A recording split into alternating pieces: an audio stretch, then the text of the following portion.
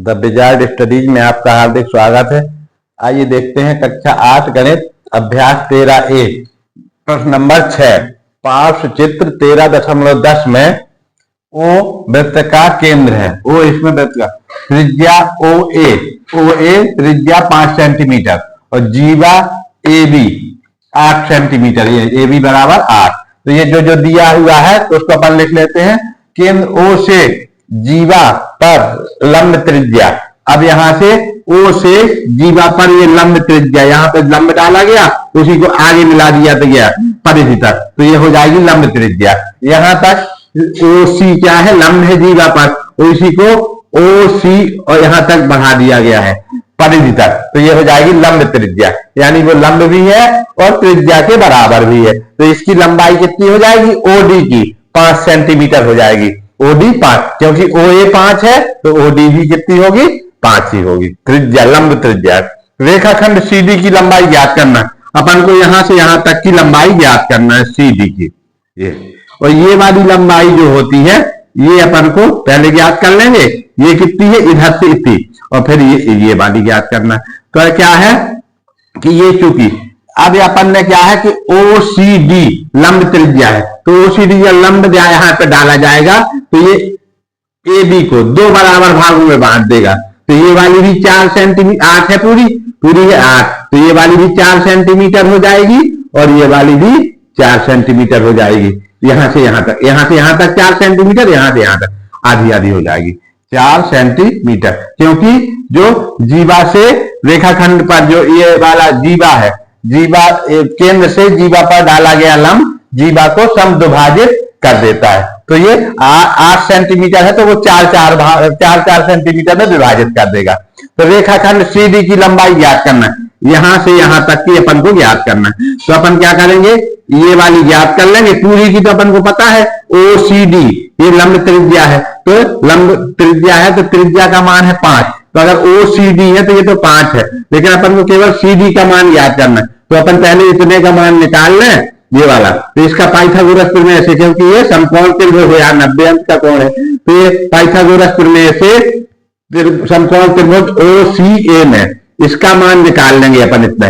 तो फिर बाद में 5 से घटा देंगे, क्योंकि OCD 5 है तो 5 में इसका घटा देंगे OC, क्योंकि OCD है, जैसे OCD OC धन CD बराबर है OD के, और OD कितनी है, बराबर है 5 सेंटीमीटर। OD यहां से O से D तक की कितनी है, 5, क्योंकि ये त्रिज्या भी 5 है, तो ये वाली है 5 सेंटीमीटर। तो अपन को क्या करना है, पहले OC निकाल लें। OC अपन निकाल लेंगे उससे, और CD का अपन को ज्ञात करना है, CD को बाद में ज्ञात। तो OC को भी ज्ञात करना है और CD को भी ज्ञात करना है। तो पहले अपन OC निकाल लेंगे। जब OC आ जाएगी तो दोनों का योग है 5, तो फिर इससे घटा देंगे तो आ जाएगा। तो अपन देख लेते हैं या हल लिख लेते हैं कि इसमें जो दिया है तो लिख लेते हैं।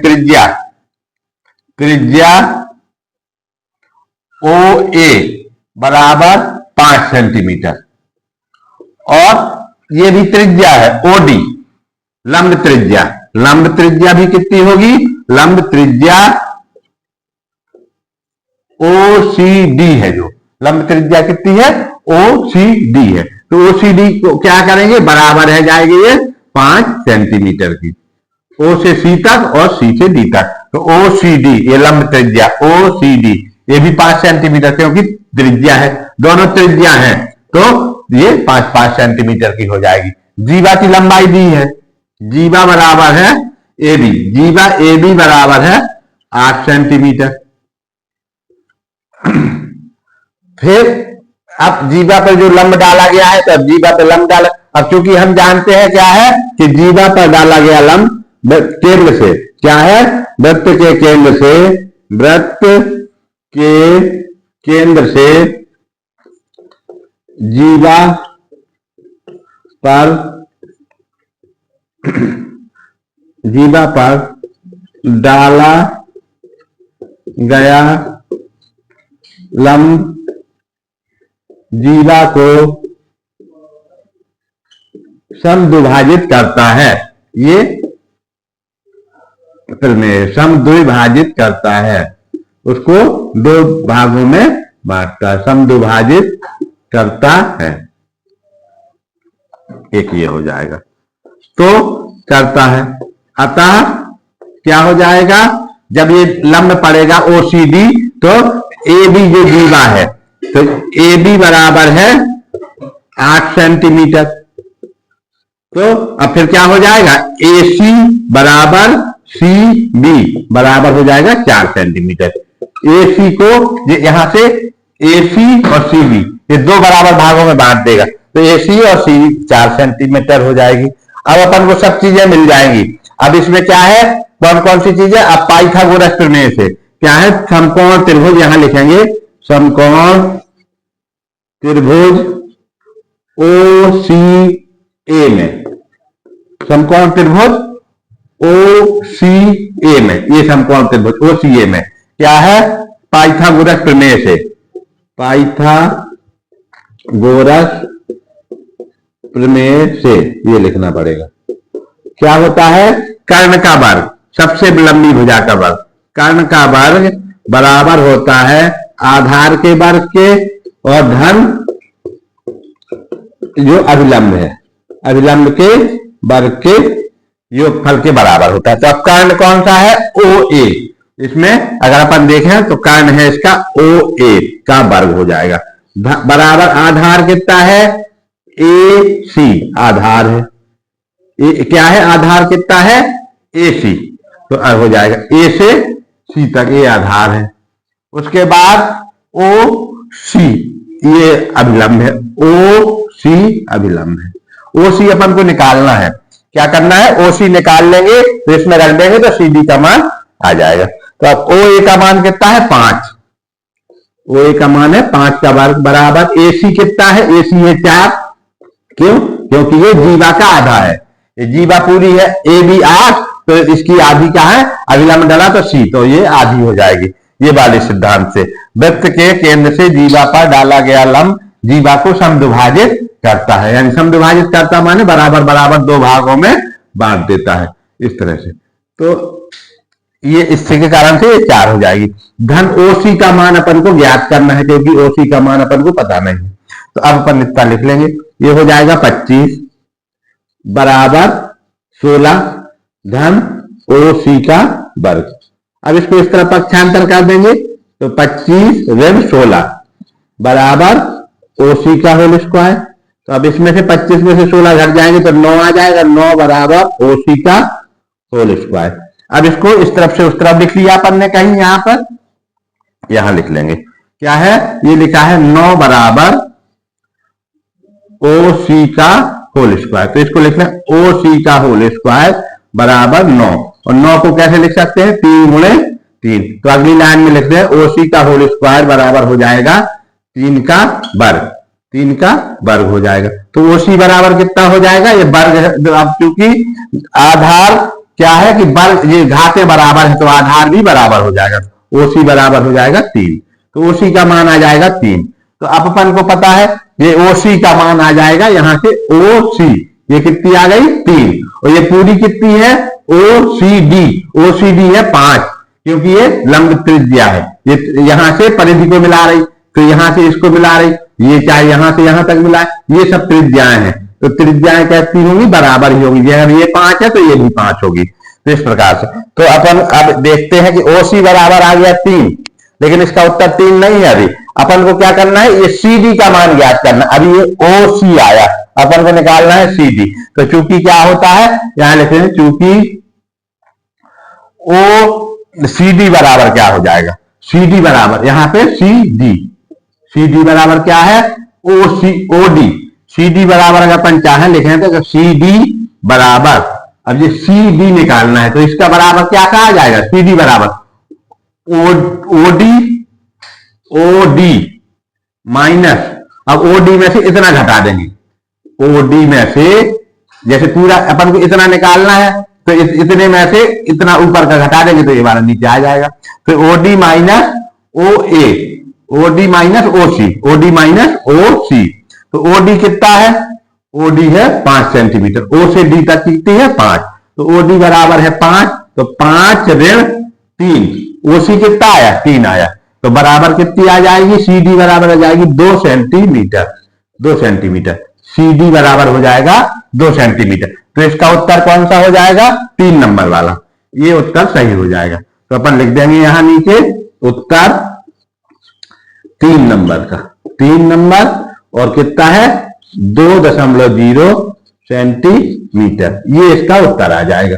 इस प्रकार से ये सवाल हल करना है। तो अपन को तो चूंकि ये ऑब्जेक्टिव टाइप है तो इसमें हल कर लेना है और इसका चिन्ह इसमें लगा देना। और कैसे हल करना है, इस तरह से। अब अपन करेंगे इसका अंतिम सवाल, प्रश्न नंबर 7। आइए देखते हैं प्रश्न नंबर 7। पार्श्व चित्र 13.11 में ओ वृत्त का केंद्र है, यदि ओसी अभिलंब है, ये अभिलंब का चिन्ह बना है, ओसी अभिलंब है ए बी पर, ओसी ये ओ से सी तक की जो रेखा है ये अभिलंब है, यानी 90 अंश का कोण है। यहाँ पे ये क्या है, 90 अंश का कोण है, किस पर, ए बी पर। ओसी यानी इसको लिखा जाएगा ओसी अभिलंब है ए बी पर, ये इस तरह से ये दिया हुआ। तो निम्नलिखित कथनों में सत्य असत्य छांटिए। तो वही बात है कि जो वृत्त के केंद्र से जीवा ए बी पर डाला गया अभिलंब जीवा को 2 बराबर भागों में बांटेगा। तो इसमें क्या हो जाएगा, ये हो जाएगा ए सी बराबर हो जाएगा सी डी के, ये वाली इसकी बराबर। ये क्या है, इसकी त्रिज्या है, ओ ए क्या है, त्रिज्या है, ओ ए क्या है, वृत्त की त्रिज्या है, त्रिज्या है। और यही क्या हो जाएगी, ओ ए बराबर त्रिज्या, और यही में क्या हो जाएगा, समकोण त्रिभुज में, ये समकोण त्रिभुज ओ सी ए में, यही ओ ए कितना हो जाएगा, ओ ये वाली चीज हो जाएगी ओ ए, ये हो जाएगा कर्ण, ओ ए क्या हो जाएगा, ओ ए कर्ण। फिर ए सी क्या हो जाएगा, ए सी हो जाएगा आधार, और ओसी या ओसीओ, ओसी क्या हो जाएगा, लंब, ओसी बराबर हो जाएगा लंब, इस तरह से हो जाएगा। तो अब अपने जो सूत्र होते हैं उसमें क्या होता है, कर्ण ओ ए का वर्ग, कर्ण का वर्ग शेष 2 भुजाओं के वर्ग के योग के, ए सी धन ओ सी के वर्ग के बराबर होता है, ये वाला हो जाएगा पाइथागोरस प्रमेय से। ये कैसे है, पाइथागोरस प्रमेय से, पाइथागोरस प्रमेय से। ये सब अपन बाद में लिख रहे हैं, इसलिए लिख रहे हैं कि इससे अभी ये चीज आएगी। अब देखो ए सी बराबर सी बी, अब ये अभिलंब पड़ा, ओ से सी, ओ सी ए बी पर अभिलंब है, ये लिखा है ओ सी ए बी पर अभिलंब है। क्योंकि ओ सी ए बी पर अभिलंब है तो ये क्या करेगा, ए बी को 2 बराबर भागों में बांटेगा, यानी ए सी बराबर हो जाएगा सी बी के। तो ए सी बराबर सी बी लिखा है, तो इसका मतलब ये क्या है, सत्य है। ओसी तो ये वाला क्या हो जाएगा, सत्य हो जाएगा। अब दूसरा चीज क्या लिखा है, ए बी बराबर 1/2 ए सी। अब क्या है, ए बी यहां से है और ए सी कितनी है, ये है इतनी। तो ए बी बराबर लिखा है कि यहां से यहां तक ए बी, यानी इसमें क्या लिखा है, ए बी बराबर 1/2 और ए सी। तो ये तो गलत है। क्यों गलत है, क्योंकि ए सी तो इतना ये छोटा अपने आप दिख रहा है, ए बी क्या है, यहां से यहां तक है, और ये क्या है, ए बी को बता रहा है कि ये ए सी का आधा है, ये ए सी क्या है, यहां से यहां तक, ये तो वैसे ही आधा, ये कम है, तो कम वाले को बता रहा है कि ए बी है जो वो ए सी का आधा है। जिसका मतलब कि ये वाला क्या है, असत्य है, ये वाला हो जाएगा असत्य, हो जाएगा, ये असत्य है। सत्य असत्य लिखना है। अब देखो, अब सही क्या होगा, ये वाला सही होगा, क्या कि ए बी बराबर 2AC, ए बी ए से बी तक, तो ए बी बराबर क्या है, ए बी बराबर है ए सी धन सी बी। ए बी बराबर, अगर अपन ए बी को लिखें तो ए से बी तक, ए बी बराबर क्या है, ए सी धन सी बी। और क्योंकि अपन देख चुके हैं कि अवलंब डाला गया है, ओ से सी, ओ सी अवलंब डाला है, तो ए सी और सी बी बराबर है, तो AC और CB बराबर है, तो CB की जगह पर अपन क्या लिख देंगे, AC लिख देंगे। तो AB बराबर हो जाएगा AC धन CB लिखा है, तो CB के बराबर क्या लिख देंगे, AC, क्योंकि ये दोनों बराबर है तो AC। तो ये बराबर हो जाएगा 2AC, 2AC बराबर AB, ये लिखा, ये आ जा रहा है।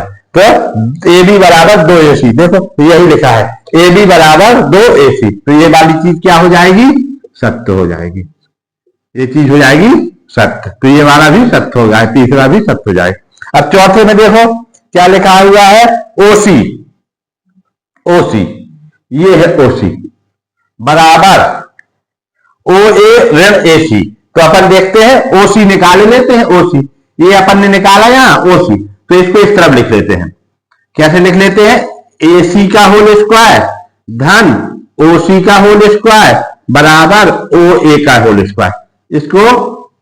इसको बराबर वाले को इस तरह रख दिया, उसको उस तरह लिख दिया। अपन को काहे का मान निकालना है, इसमें लिखा है OC का मान निकालना है, OC, तो OC को इस तरह रखा रहने दिया, ये लिखा OC का वर्ग यहां रखा रहे और बराबर OA का वर्ग, और इसको इधर उस तरफ ले गए तो ऋण AC का वर्ग, इस तरह से हो जाएगा OA का वर्ग ऋण AC का वर्ग। अब अपन ने क्या किया, इसका वर्गमूल ले लिया, तो OC बराबर हो जाएगा वर्गमूल यहां अंडर रूट लगा के OA का वर्ग ऋण AC का वर्ग, ये आ रहा है, यानी कि ये क्या है, सही है। अब इससे मिलाते हैं इसको, तो OA बराबर अंडर रूट वर्गमूल ले लिया, क्योंकि OC का वर्ग था तो OC का वर्ग बराबर इसका पूरा सबका वर्ग, तो अपन को OC का वर्गमूल ले लिया, तो उस तरफ का वर्गमूल का चिन्ह लग जाएगा, तो वर्गमूल का चिन्ह लगेगा तो बराबर हो जाएगा OA का वर्ग ऋण AC का। तो ये वाली चीज क्या हो जाएगी, सत्य हो जाएगी,